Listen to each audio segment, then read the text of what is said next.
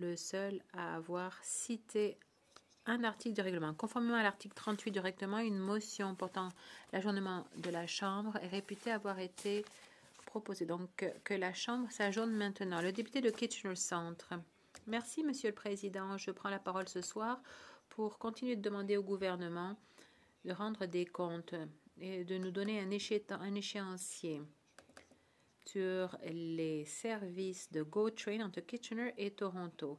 Ça fait plus de 10 ans maintenant que ma communauté entend une litanie de promesses. Voilà ce que Kathleen Wynne, première ministre libérale, a dit à Craig Norris de CBC-KW le 14 mai. Elle a dit: nous faisons du GO Train à deux voies une priorité parce que je sais que les gens veulent faire l'aller-retour, mais je ne peux pas vous donner de date précise. Eh bien, son parti a été élu le mois suivant et on n'a jamais eu de date d'achèvement.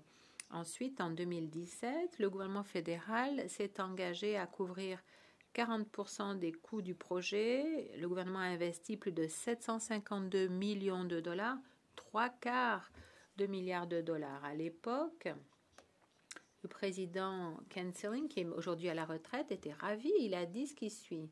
Il s'agit d'un investissement stratégique qui reconnaît l'importance du corridor d'innovation de la région de Toronto-Waterloo pour l'économie canadienne. Eh bien, ensuite, il y a eu les prochaines élections provinciales. En 2018, voilà ce qu'a dit Doug Ford, le conservateur, en gardant à l'esprit, bien sûr, qu'il était au courant de tout l'argent fédéral déjà dégagé. Il dit: nous allons mettre la pédale douce et aller de l'avant. Nous allons réduire la paperasserie, la bureaucratie qui entrave ces projets. Le premier ministre Ford a été élu cette année-là, c'était il y a 6 ans de cela. Autant dire qu'il n'a pas vraiment appuyé sur le champignon. Alors, où en sommes-nous aujourd'hui? Plus de 10 ans après ce premier engagement politique, malgré les messages des conservateurs provinciaux qui vantaient les progrès accomplis, on a un total de 10 trains par jour de Kitchener à Toronto et 9 trains dans l'autre sens, uniquement les jours de semaine. Metrolinx, de temps en temps, annonce du service en fin de semaine, comme pendant la fin de semaine qui s'en vient. Mais pire encore, on n'a toujours pas d'échéancier pour l'achèvement du projet. Ça signifie que dans ma communauté, les gens continuent d'être laissés sur le quai à attendre déjà des bus bondés. Ça pourrait être une navette, ça pourrait être quelqu'un qui a besoin d'aller à un rendez-vous médical, ça pourrait être une famille qui veut assister à un match des Jays. Il y a un jeune qui m'a dit cet été qu'en tant que personne queer, elle aimerait prendre le train Go pour pouvoir sortir avec quelqu'un à Toronto. Elle veut se servir du Go et il s'agit d'offrir aux gens un mode de déplacement plus pratique, plus abordable, à plus faible émission de carbone. Voilà un exemple de ce qui est possible. Le système de transport rapide REM de Montréal a été inauguré l'été dernier.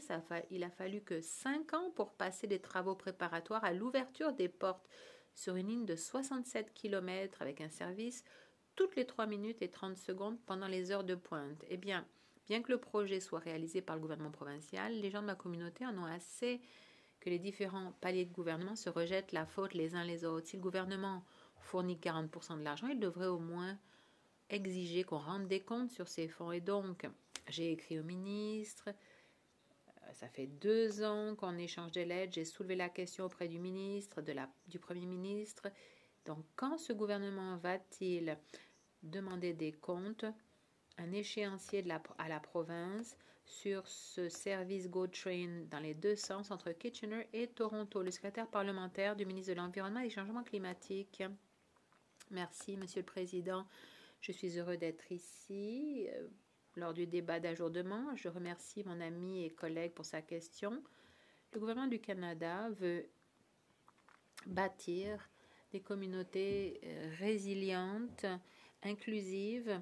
Les transports en commun jouent un rôle crucial là-dedans. Je suis d'accord avec mon collègue. Ce service GO Train dans les deux sens toute la journée serait bon. Ce serait bon pour Milton aussi. Nous sommes dans une situation semblable à Milton comme à Kitchener. On demande au gouvernement provincial d'accorder la priorité à ce genre de service. Les Canadiens comptent sur le service ferroviaire. Mais l'autre problème à Milton, c'est que nous avons 8 trains le matin qui commencent tôt et le dernier quitte à 9 heures et ces trains reviennent ensuite plus tard le soir pour ceux qui font la navette. Mais si vous voulez prendre le train en fin de semaine où vous avez des quarts de travail non conventionnels, eh bien, tant pis pour vous. C'est important d'avoir un service toute la journée qui soit fiable dans les deux sens. Les gens vont jusqu'à Oakville, jusqu'à la station LeBron pour obtenir ce genre de service. Et c'est pas productif. Prendre le train, c'est bon pour réduire les émissions, mais c'est bien aussi pour faire des choses en même temps. Quand je prends le train, je peux écouter de la musique, écrire des courriels. On peut écouter de la musique en conduisant aussi, mais c'est pour ça que depuis 2015, nous avons fait beaucoup d'investissements. Au total, plus de 30 milliards de dollars, plus que tous les autres gouvernements, pour financer plus de 2000 projets de transport en commun. Ça inclut le tout premier fonds de transport en commun. Milton va en profiter. Nous sommes une communauté en pleine croissance, plus de 140 000 habitants maintenant qui comptent de plus en plus sur le train. Nous avons une des populations les plus jeunes.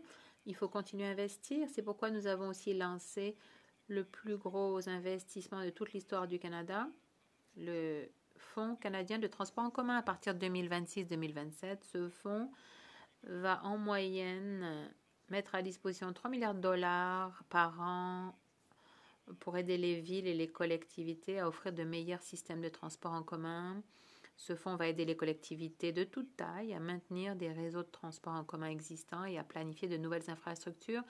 Le Grand Toronto relève de la province, mais je vais continuer de faire valoir les intérêts de notre région. Notre collègue a de bonnes relations avec son homologue provincial, mais ce qui est bien, c'est que ça va permettre d'encourager l'utilisation accrue de transports en commun, ça va augmenter l'offre de logements, les rendre plus abordables, contribuer à atténuer les changements climatiques, ça va contribuer à la résilience, ça va améliorer les options de transport public et actifs pour tous, notamment les peuples autochtones et les groupes défavorisés. Le Fonds canadien de transport public se compose de 3 volets de financement avec les provinces, les territoires et les municipalités qui peuvent choisir différentes options de financement qui répondent le mieux à leurs besoins en matière de transport en public. Si j'ai le temps d'en dire un peu plus, je pourrais expliquer ces 3 volets un peu plus en détail. Le député de Kitchener Centre, merci Monsieur le Président.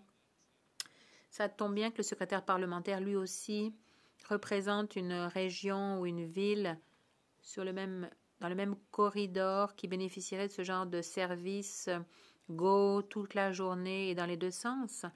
Mais je répète ce que je demande. Dans ce cas-ci, le gouvernement fédéral a fait la bonne chose, a débloqué les fonds dès 2017 en tant qu'investisseur qui a débloqué 40% des coûts, qui couvre 40% des coûts.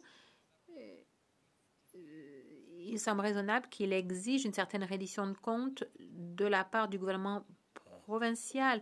Et la reddition de compte, ça commence par un échéancier d'achèvement. Les gens de sa collectivité et de la mienne méritent cette reddition de compte pour ces fonds fédéraux. Va-t-il se joindre à moi pour demander au gouvernement provincial un échéancier sur l'achèvement de ce projet? Le secrétaire parlementaire. Merci beaucoup, Monsieur le Président. Même plus, je dirais plus, je travaille avec mon homologue provincial sur un plan pour ce service de train Go dans les deux sens toute la journée. C'est une priorité pour le député de Kitchener, mais aussi pour moi. Comme lui, je trouve que le gouvernement fédéral a débloqué des fonds et c'est louable. Le gouvernement provincial ne semble ensuite débloquer les fonds que si c'est à son avantage. Nous avons eu des élections partielles à Milton récemment. Doug Ford voulait faire élire un conservateur. Donc, le ministre des Transports a écrit au gouvernement fédéral en disant « Eh bien, nous sommes déjà ici pour investir l'argent dans ce service à Milton. Il suffit que le gouvernement fédéral soit là. » Ce qui est ironique parce qu'en 2021, on avait déjà engagé les fonds. On a dit à Doug Ford « Venez à la table. » Mettons sur pied ce service pour Milton, mais malheureusement, les objectifs ont changé depuis. Je serais heureux de parler davantage à mon collègue. Le député de Bow River, merci, Monsieur le Président.